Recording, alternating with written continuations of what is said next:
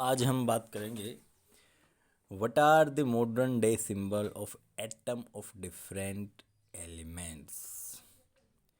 अलग अलग एलिमेंट्स के जो एटम हैं उनका भी सिंबल क्या है, किस तरह से उनको रिप्रेजेंट किया जाता है। वो हम उस टाइम की बात करने लग रहे हैं जब ये उस टाइम पे धीरे धीरे ये एग्जिस्टेंस इनकी होने लगी थी। उस टाइम पे इनका सिंबल क्या था।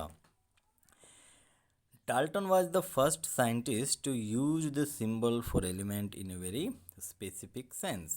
सबसे अच्छी बात यहाँ ये है कि आपसे ये पूछा जाए कि वो सबसे पहला साइंटिस्ट कौन था जिन्होंने एलिमेंट्स को सिंबल की फॉर्म में कन्वर्ट किया। वो था डाल्टन, सबसे पहला साइंटिस्ट यही था। When he used a symbol for an element, he also meant a definite quantity of that element। जब इन्होंने इनको एलिमेंट्स को सिंबल में कन्वर्ट किया तो इन्होंने एलिमेंट्स की एक डेफिनेट क्वांटिटी भी सोची कि भाई उसके अंदर वो आए, डेफिनेट क्वांटिटी पता लगे कि भाई ये इसमें इतने इलेक्ट्रॉन या प्रोटॉन जो भी है वो उसके सिंबल को देख के पता लग जाए कि भाई ये इस तरह का एलिमेंट है। That is one atom of that element. Berzelius suggested that the symbol of element be made from one or two letter the name of the element. Berzelius ने ये सुझाव दिया था कि आप किसी एलिमेंट के सिंबल यदि बनाना ही चाहते हो तो उसमें एक लेटर या दो लेटर उस एलिमेंट्स के नाम के एक या दो लेटर जरूर उसमें डाल दीजिएगा। लेकिन डाल्टन ने जो प्रपोज किए एलिमेंट्स के सिंबल वो ये थे। हाइड्रोजन का इस तरह का था, कार्बन का इस तरह का, oxygen, phosphorus, sulphur, iron, copper, iron का आई था पहले, लेड का एल था पहले, अब पीबी है, आयरन का एफ ई है, सिल्वर का एजी है और पहले एस था, गोल्ड का जी है अभी एयू है, प्लेटिनम जिसको पीटी बोल रहे हैं, मरकरी एच जी जिसको बोल रहे हैं। तो इस तरह के उन्होंने अलग अलग सिंबल सजेस्ट किए। ठीक है। In the beginning the name of the element were derived from the name of the place where they were found for the first time। Starting में एलिमेंट्स के नाम जहाँ पे वो जिस स्थान पे उनकी डिस्कवरी हुई थी, डेराइव किए गए थे, उनके अकॉर्डिंग ही रखे गए। जैसे कॉपर का नाम रखा गया कॉपर इसलिए क्योंकि ये साइप्रस में इसकी डिस्कवरी हुई थी, इसको डेराइव किया गया था। जगह का नाम है। Some name were taken from specific colour. कुछ नाम ऐसे थे जिनको उनके कलर के बेस पे नाम दे दिया गया। जैसे gold, gold was taken from the English word meaning yellow. Gold का मतलब येलो होता है। Nowadays IUPAC, international union of pure and applied chemistry, IUPAC इसकी फुल फॉर्म होती है international union of pure and applied chemistry, approves name of element. Many of the symbol are of the first one or two letter of the element name in the English. अब IUPAC ने क्या किया इनके जो symbol लिए गए ना वो उस एलिमेंट का पहला नाम, पहला वो लेटर जो कैपिटल रहेगा, उसके बाद भी अगर हम उसमें एक से ज़्यादा लेटर लेते हैं तो दूसरा लेटर हमेशा स्मॉल रहेगा। The first letter of a symbol is always written as capital letter, upper case जिसको बोलते हैं, and the second letter as a small letter जिसको लोअर केस बोलते हैं। जैसे हाइड्रोजन को H लिखा गया क्योंकि ये अकेला था इसलिए H लिख दिया, कैपिटल में ही लिखा जाएगा H। अगर किसी सिंबल में एक ही लेटर है तो उसको कैपिटल में ही लिखा जाएगा। एल्यूमिनियम का होता है AL। देखो A बड़ा L छोटा, यही सिंबल है। अगर आपने A भी बड़ा कर दिया L भी बड़ा कर दिया तो ये सिंबल नहीं होगा, इस पे कांटा लग जाएगा। कोबाल्ट का कार्बन बड़ा ऑक्सीजन छोटा। अगर हमने कोबाल्ट का कार्बन बड़ा कर दिया और ऑक्सीजन भी बड़ा कर दिया तो ये कोबाल्ट का सिंबल नहीं है, ये कार्बन मोनोऑक्साइड हो जाएगी। ठीक है। Symbol of some element are formed from the first letter of the name and a letter appearing letter in the name. Example chlorine Cl या जिंक Zn। इसने कहा कि कुछ एलिमेंट्स के सिंबल ऐसे हैं जो पहले लेटर से मिलके बने हैं या फिर उसमें उससे नेक्स्ट लेटर भी दिखाई दे जाएगा। जैसे क्लोरीन का सी भी इसमें है, क्लोरीन का एल भी इसमें है, जिंक जिंक का जेड और एन इसमें है ना। और कुछ लेटर ऐसे भी हैं जिनमें उनके नाम से वो मेल ही नहीं खाने लग रहे। जैसे देखो, other symbol have been taken from the name of element in Latin, German और ग्रीक। भाई लेटिन भाषा, जर्मन भाषा या ग्रीक भाषा में बाकी के सिंबल लिए गए। जैसे the symbol of iron is F E, iron का सिंबल एफ ई लिया गया from its Latin name ferrum. इसका लेटिन में नाम फेरम होता है, वहाँ से इसको एफ ई ले लिया गया। वैसे तो iron I R O N होता है, ना तो हमने आई लिया सिंबल में, ना आर लिया, ना ओ लिया, ना एन लिया, हमने लिया फेरम का एफ ई। सोडियम का एन ए लिया गया, जिसको लेटिन में नेट्रियम बोलते हैं, N A T R I U M, natrium. Potassium का के लिया गया, इसको केलियम बोलते हैं, K A L I U M. Therefore each element has a name and a unique chemical symbol. इससे हमें प्रत्येक एलिमेंट का एक यूनिक सिंबल और यूनिक केमिकल, हाँ यूनिक केमिकल सिंबल हमें मिल गया। ठीक है, समझ में आई ये बात। जैसे देखो जैसे एल्यूमिनियम का ए एल, ए बड़ा एल छोटा, आर्गन का ए बड़ा आर छोटा, बेरियम का बी बड़ा ए छोटा, बोरोन का बी बड़ा, ब्रोमीन का बी बड़ा आर छोटा, कैल्शियम का सी ए, कार्बन का सी, क्लोरीन का सी एल, कोबाल्ट का सी ओ। अब क्योंकि ये चारों के चारों सी से स्टार्ट हो रहे हैं तो पहला लेटर तो सी ही होगा। अगले लेटर में इसके में ए आ गया, इसमें कुछ भी नहीं आया, इसमें एल आ गया, इसमें ओ आ गया, है ना। कॉपर भी सी से स्टार्ट होने लग रहा है, तो इसके नाम के आगे इन्होंने क्या लिख दिया, C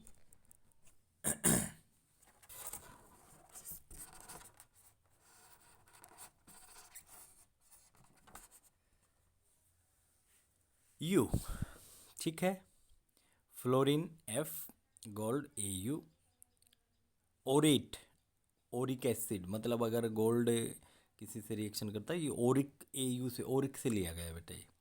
hydrogen H, iodine I बड़ा, iron F E, lead P B, magnesium, देखो लेड को याद रख लेना पी बी होता है, आयरन को याद रख लेना एफ ई होता है, magnesium M G, neon N E. ठीक है, इस तरह की ये एलिमेंट आपको देखने को मिलेंगे। The above table is given for you to refer to whatever whenever you study about element. Do not bother to memorize all in one go. With the आपको ये सारी चीज़ें ऐसे याद करने की ज़रूरत नहीं पड़ेगी। The passage of time and repeated usage you will automatically be able to reproduce the symbol। जैसे जैसे आप इनको बार बार रिपीट करोगे, आपके इसमें रिएक्शंस वगैरह में आएंगे, आपको ये बार बार रिपीट होने से याद रहने लग जाएंगे। ठीक है, आराम से आप इनको याद कर लेंगे। ठीक है,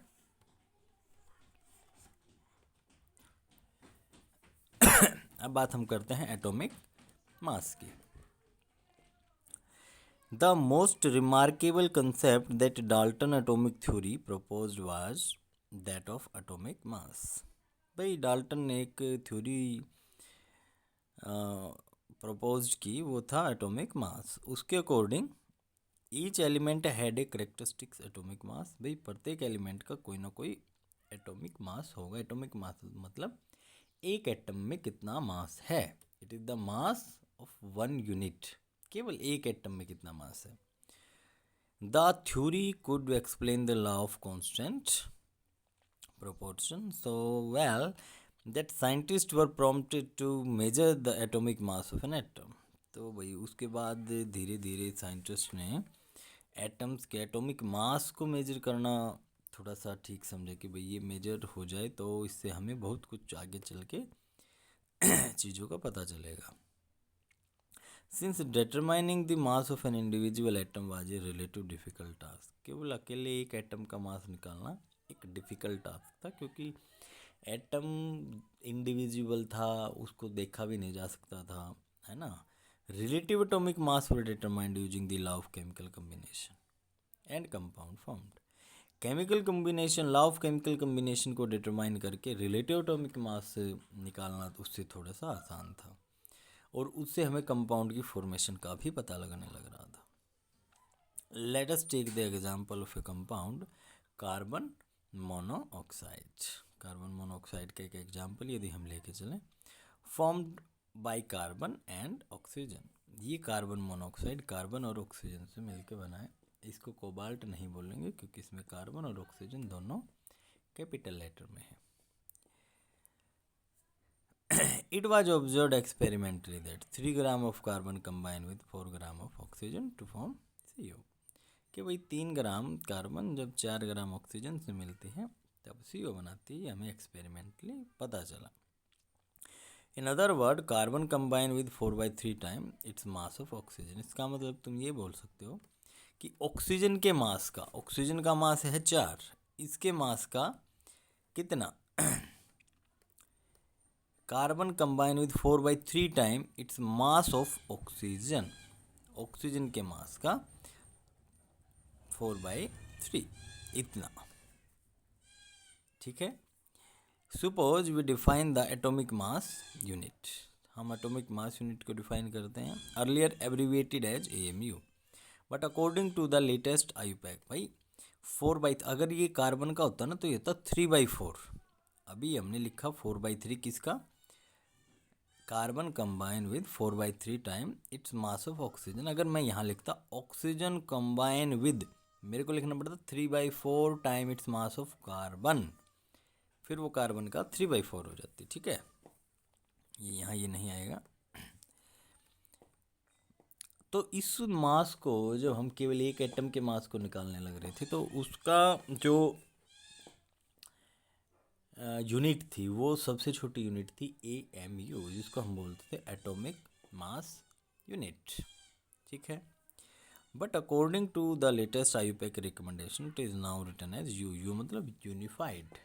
पहले इसको हम AMU लिखते थे, एटॉमिक मास यूनिट, अब हम इसको यूनिफाइड लिखते हैं as equal to the mass of 1 carbon atom, जो एक कार्बन एटम के इक्वल रहेगी। Then we would assign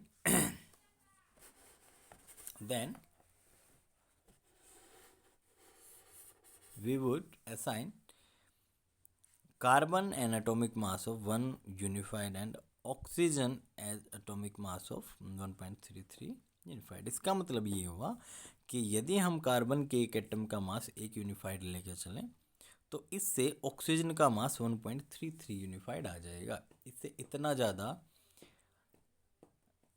oxygen का मास है।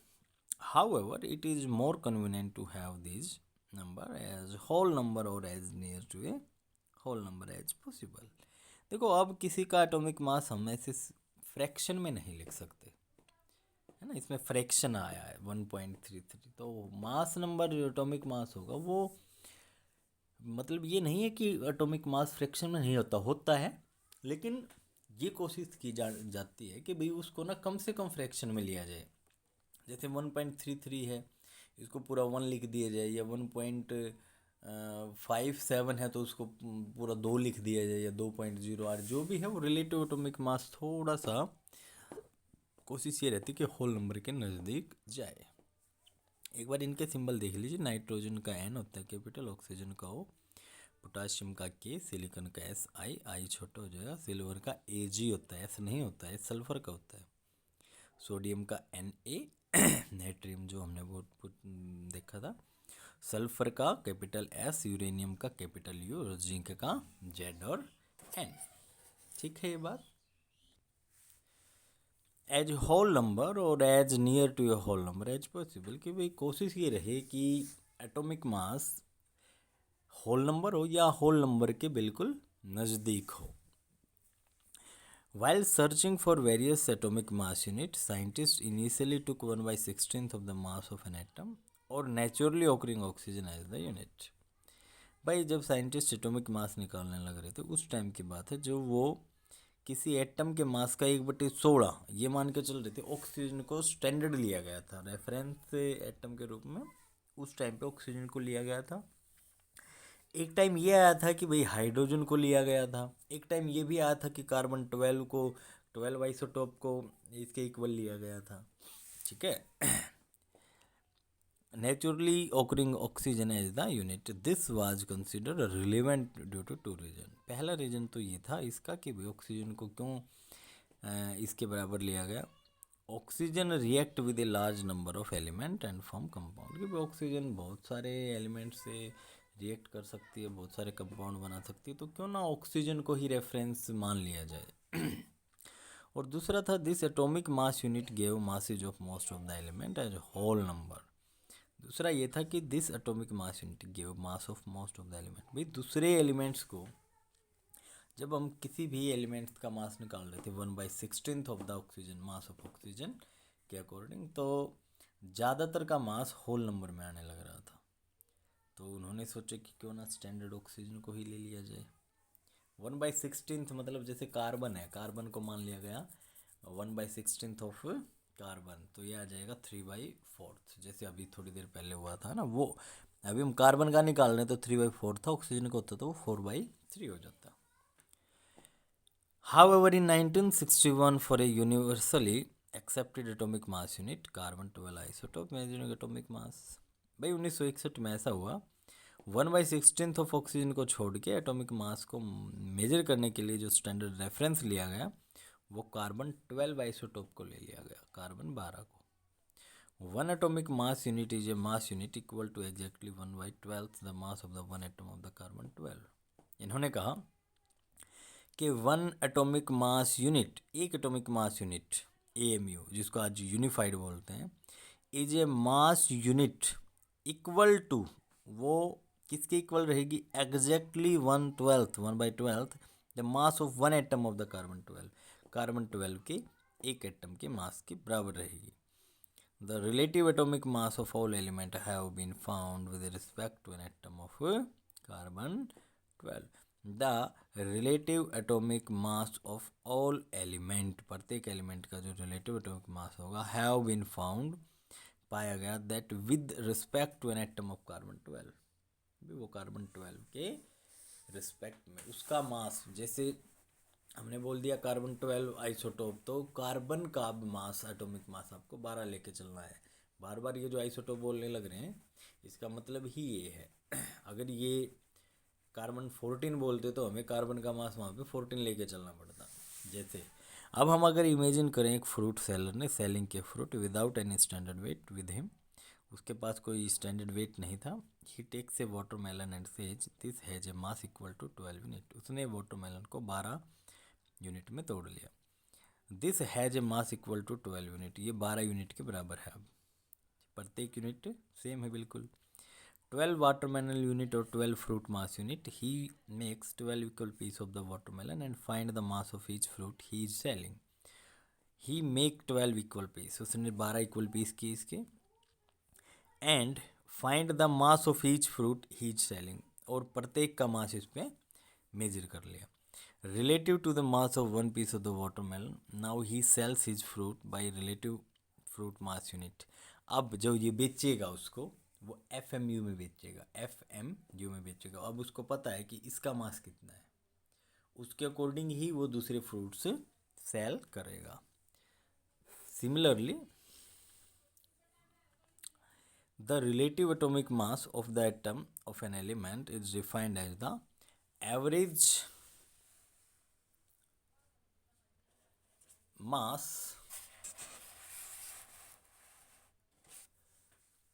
of atom.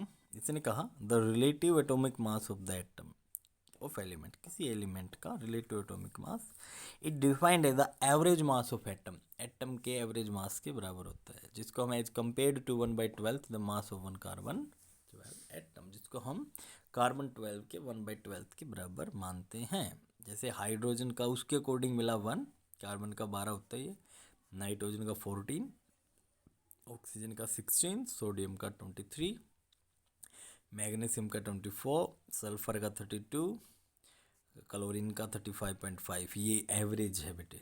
कैल्शियम का 40. ये उस तरह से हमें एटॉमिक मास यूनिट मिली. How do atom exist?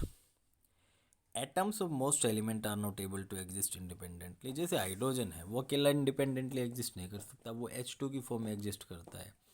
Chlorine Cl2 की फॉर्म में एग्जिस्ट करता है, कार्बन अकेला एग्जिस्ट कर सकता है, नाइट्रोजन N2 की फॉर्म में एग्जिस्ट करता है। Atoms form molecule and ions, atoms molecule की फॉर्मेशन भी करते हैं और आयंस की भी करते हैं। These molecules or ion aggregate in large number of to form the matter that we can see, feel and touch। और यही मॉलिक्यूल या यही आयन जब एक बड़ी संख्या में इकट्ठे हो जाएं, एग्रीगेट हो जाए, तब हम उसको मैटर बोलते हैं, जिनको हम देख भी सकते हैं, फील भी कर सकते हैं और टच भी कर सकते हैं। इसका मतलब जो भी चीज़ें हम देख पा रहे हैं, अभी ये भी हम जो देख पा रहे हैं ना, ये जो चीज़, ये बुक है जो पढ़ने लग रहे हैं, ये भी एक लार्ज नंबर ऑफ आयन और मॉलिक्यूल से मिलके बनी है, तब जाके हम इसको अच्छे से देख पा रहे हैं। ठीक है, आज के लिए इतना ही। नेक्स्ट करेंगे फिर व्हाट इज़ ए मॉलिक्यूल।